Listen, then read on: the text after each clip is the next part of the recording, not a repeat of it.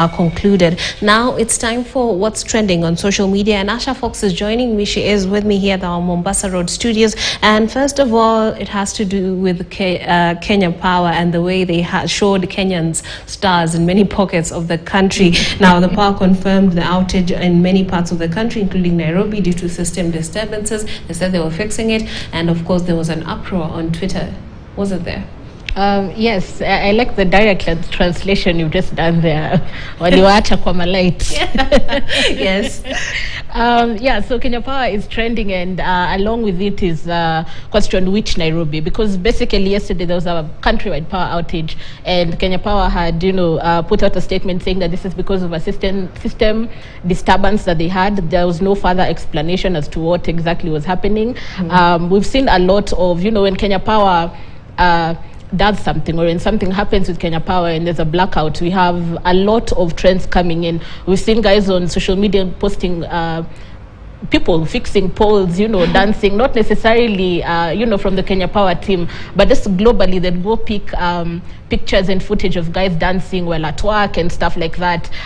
The stories of the monkeys come back. We've had the blackouts because of monkeys, playing around with the wires and stuff like that. So that's one of the reasons why Kenya Power is trending. The reason why people are asking which Nairobi was because, after a 3-hour outage, Kenya Power had put out a statement talking about electricity being back in most parts of Kenya and most parts of Nairobi.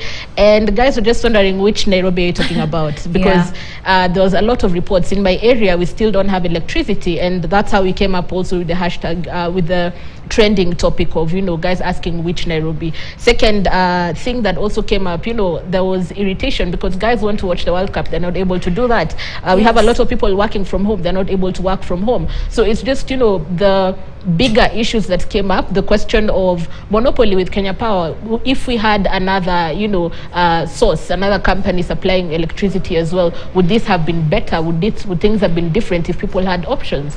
So there's a lot of conversation that came out, from this one power outage that came in. There are also guys who are complaining about it not just being a one-time thing. They've not had electricity all weekend, so.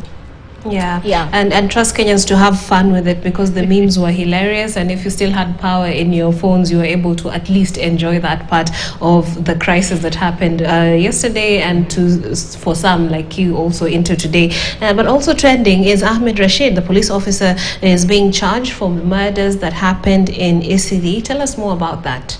Yes, so IPOA has finally gotten permit to be able to Ahmed Rashid is going to be charged with the murder of 2 men in 2013. Is going to face murder charges. He was caught on camera shooting an armed man in Isli in 2017, and this has caused a lot of mixed reactions on social media. On the one hand, we have people talking about extrajudicial killings by the police and all that stuff and the injustice that goes on there. And then secondly, we also have another camp that is wondering why this is happening. They're in support of Ahmed Rashid. They're saying that, he's been, these are misplaced charges. He's been dealing with thugs, in areas such as Madari, Pangani, Isli itself, and several other places. We have the question of crime rate going up in Nairobi has also come up on social media just based off of this one news item. We have gangs and stabbings happening around Isli as well. We have people questioning the DPP for withdrawing certain cases and pushing others forward. And guys are putting IPOA to task, basically, just asking them what exactly is the real issue. This needs to be investigated further. Of course, he'll take a plea on the 8th of December, and we're just waiting to see what happens. But as it is, there's very mixed feelings around this topic on social media. Yeah, absolutely. And if we don't remember Ahmed Rashid, there was a BBC expose on him, and he was termed the Kenya's killer cop. And of course, some of the narrative surrounding it was that is what it takes to deal with crime. But of course, that footage was damning, and of course, it has caught up with him. What else is trending today? A journalist was assaulted, apparently. Sad story there. Video journalist. There's a video of a journalist in Murang'a who was, assaulted by the second lady's security detail in Murang'a, where they were having a relief food event. There's relief food distribution in Murang'a. There's video of him being slapped and just being harassed and assaulted by the security detail. And He lost his phone. There's reports that he also lost 55 shillings that he had with him. And guys are not happy about this footage. Right. Yes. Guys are just wondering, you know, journalism is not a crime. We go to work like any other, you know, people, and you would not want to be harassed or assaulted in your place of work. And the protocol, there's questions now, you know, guys are speculating, is it because he broke protocol?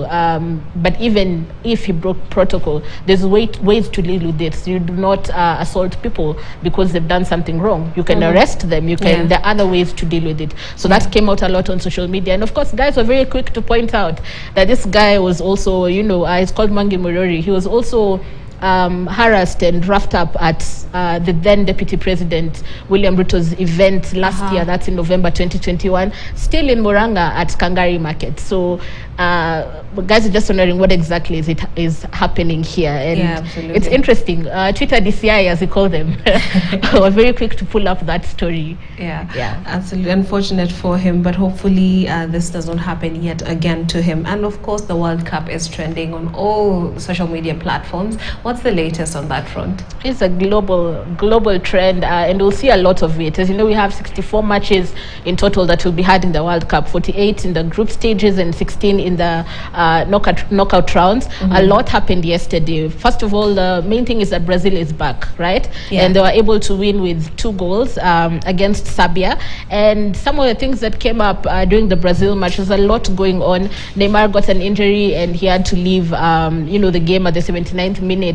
There was a lot of crying. We're yet to know the extent of injury. As you know, even Sadio Mane has not been able to play in this particular game because of an injury he had just before the World Cup. And then Richarlison is also trending because he's the one who scored the 2 goals against Serbia for Brazil.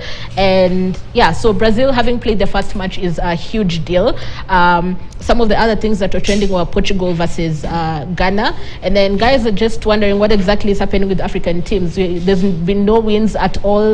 We've only had losses and draws with the African teams. But Qatar is playing versus Senegal today at 4 p.m. So there's a lot to look forward to. They both lost in the first rounds that they played. And at 4 p.m. we have a game. We're going to see what happens there. So expect a lot of World Cup trends this weekend. We have 12 games between today and Sunday. So there's a lot. And there's a trend that's going to continue globally. All right, and that winds up News Diary. Thank you so much for joining us. My name is Trix Ingado. Do enjoy the rest of your viewing. Keep it KTN News.